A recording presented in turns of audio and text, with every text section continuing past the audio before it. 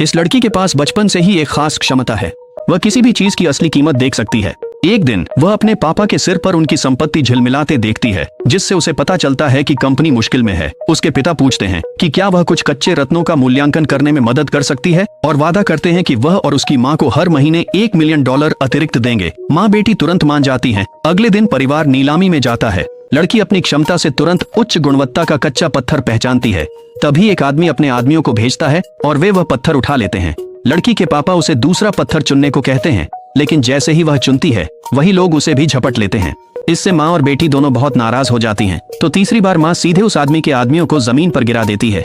उसी समय नीलामी घर के अध्यक्ष लड़की के पिता से कहते हैं कि उन्होंने उनके लिए एक उच्च श्रेणी का कच्चा पत्थर बचाया है, लेकिन वही आदमी उसे भी चाहता है और $30 मिलियन की बोली लगाता है। लड़की के पिता तुरंत बोली बढ़ाकर 50 मिलियन कर देते हैं, लेकिन जैसे ही उनके पापा पैसे देने वाले होते हैं, लड़की उन्हें रोक देती है और कहती है कि यह पत्थर तो 100 रुपए के भी लायक नहीं है।